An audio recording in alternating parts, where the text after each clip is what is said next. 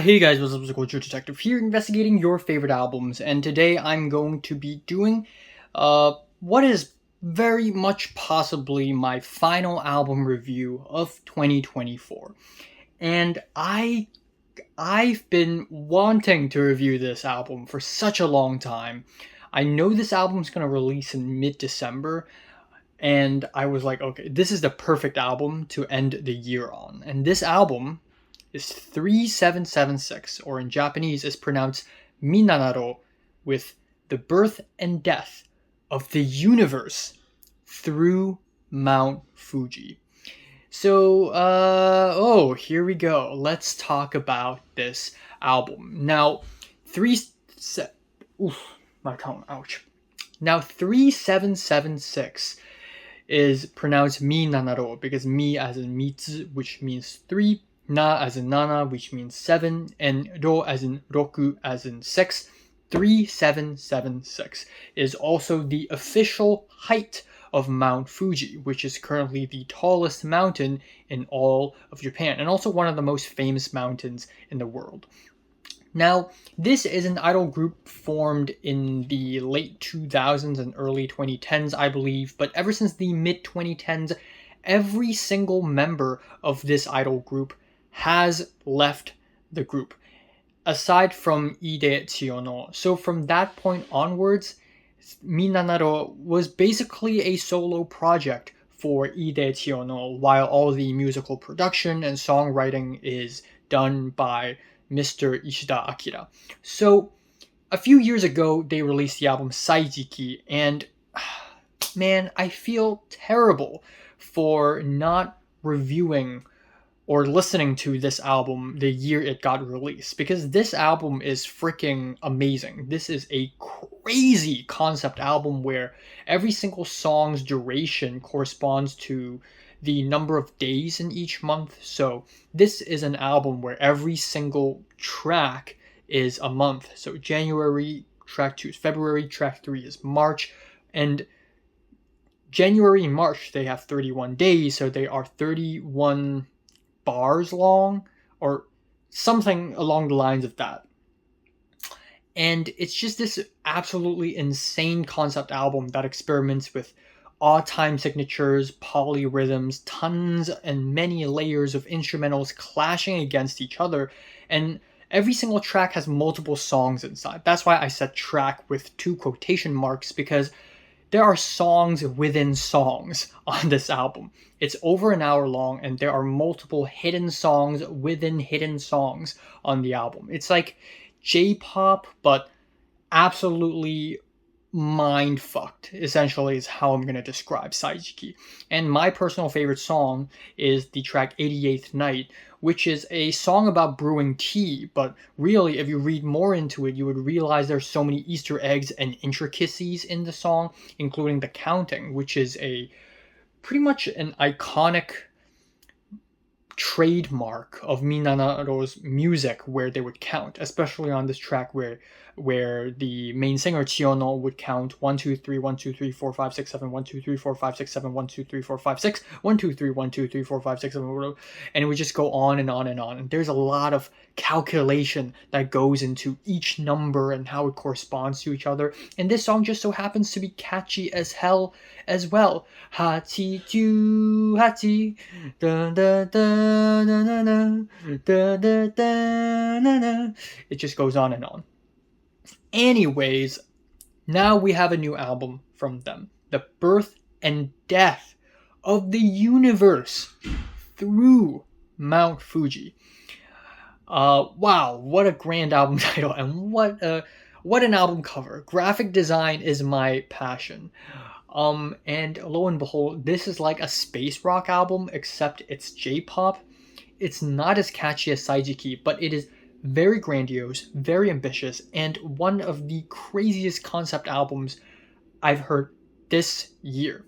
Now, the album essentially has 2 halves. The first half is birth, the second half is death. And the track titles are pretty self-explanatory, where the first half is about how the universe is born, then the atom, the oxygen, how Earth is born, and then life on Earth, the Japanese islands, and then Mount Fuji is born.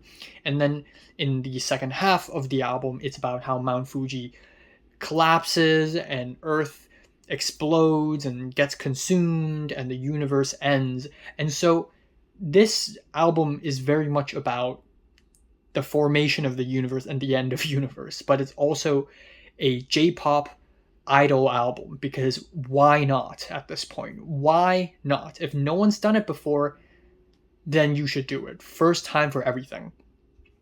Now, after an intro track, we have the first track, Birth of the Universe, where music speeds up and Ide Chiono begins counting. But instead of counting 1, 2, 3, 1, 2, 3, 4, 5, 6, 7, 1, 2, 3, 4, 5, 6, 7, here on this album, Ide Chiono counts years. So it would be like 3,000 years, 4,000 years, 3 million years, 4 million years, 5 billion years, 5.6 billion years, this many gazillion trillion years, this trillion years, that trillion years.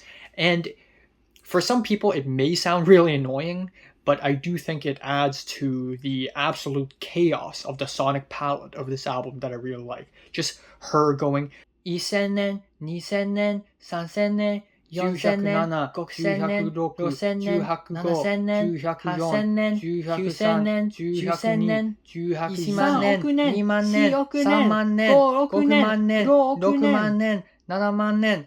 Yeah, it is a lot, and it might be difficult for first-time listeners and even me to parse through all this noise to enjoy the music. But I believe the music of the album, the core, at its very core, is indeed still very catchy, with the Birth of the Universe having playful bass lines, sporadic drum machines. It's really cacophonous and noisy, but in its core is also a very funky track with classic J-pop chord progressions, changing chords, and lyrically she sings about the Big Bang, the Higgs boson particle, the antiparticles, and what happens 4 seconds after the Big Bang, 3 minutes after the Big Bang, 20 minutes after the Big Bang.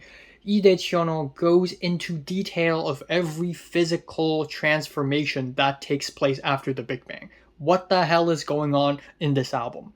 Now, we have the next track, Birth of the Atom, which is a mid-paced track with strumming acoustic guitars and 3 layers of beats on top of it, with summery, relaxing choruses, and also the most interesting lyrical device on the album is basically Ide Chiono and the songwriter Ishita Akira likening the birth and death of the universe to a very basic high school story. And here we have the likening of the birth of the atom to entering high school, which is basically part of a grander high school trilogy narrative that Minanato has been indulging in the last 3 albums.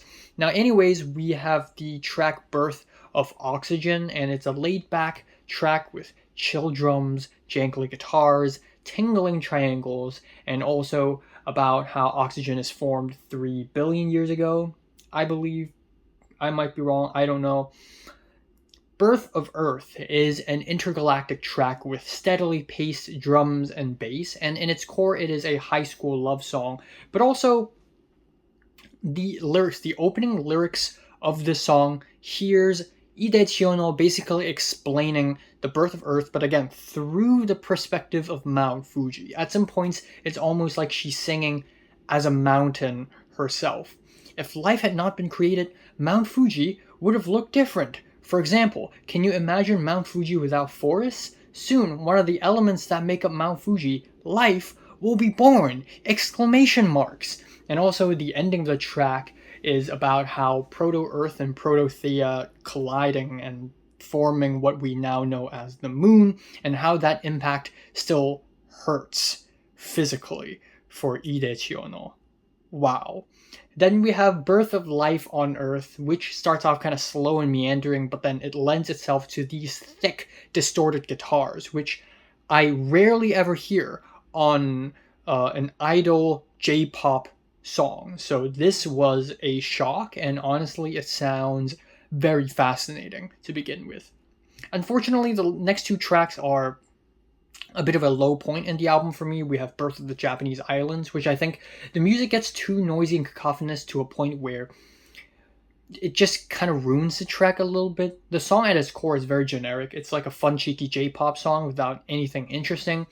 And the birth of Mount Fuji revives a kind of late 2000s, early 2010s era J-pop with riffing, distorted guitars, and it also reminds me of that one OP from the Monogatari series with Kanbaru Suruga. Da na na na na na na na na na na na na na na na na. It just goes like that. So it's not that memorable or refreshing of a track. But now we enter the second half of the album, the death section. And you know me, I'm all about death and destruction, and unsurprisingly, the second half of the album is fantastic. So, Death of Mount Fuji is basically about how Mount Fuji starts collapsing after a volcanic eruption. And in its core, it is a teary-eyed, nostalgic indie rock song. Death of the Japanese Islands is my favorite track on the entire album. Even though it's in 6/8 time signature, it feels like it's an odd time signature because of the very odd skipping rhythm. And also the mixture of buzzy bass lines and echoey acoustic guitars makes this track sound very roundabout and challenging. Listening to this song sounds like I'm trying to solve a mysterious puzzle in a video game or something. And lyrically, this track is about how the Japanese islands and other continents sort of merge and the entire Earth turns into a supercontinent again, like Pangaea. Following that, death of life on Earth is about how life ends after 169 million years. The sun turns into a red giant and it becomes too hot, it vaporizes all life. And not only is this track climatically conscious, but also that is done ironically over heartwarming guitars, and then likening that to a relationship falling apart in high school, complete with betrayals and failing, being in a club. Now we have Death of the Earth, where they decided to mix in some jazzy chords and keyboards, which is a nice touch for such a destructive song about Earth dying. Now we have Death of Oxygen, which is an intergalactic space pop song. Again, tying the lyrics of the atom and atomic fusion to high school life and the fusion of the classmates. Then we have Death of the Atom, which is an epic passionate rock song with fiery singing, joyful pianos, and connecting high school graduation with a black hole consuming all of universe. Again, the lyrics, what the hell is going on? It just makes you go, who came up with this? Now the album ends off with Death of the Universe. And at this point, the black hole is all that's left in the world. And the black hole has consumed everything. So at the end, the black hole slowly evaporates while all these subatomic particles disappear. But this track is a very interesting album ending because it has such a strangely loose structure where we get these random bursts of guitars and synths, and the track overall is neither depressing or grand or hopeful or anything, but it just shows the end of something as plainly as it is, which is a very interesting statement, I believe, especially as we segue into the last track, which is called Intro, but Reprise. Now, at this point, time stops. The universe ends and time itself has ended.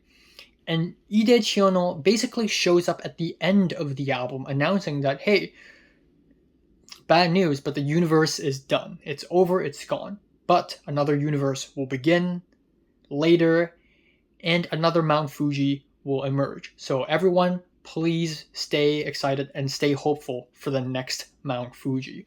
Which sounds like a silly thing to say, but I think this is as mature and as intelligent of a way to tackle the end of the world as it can be.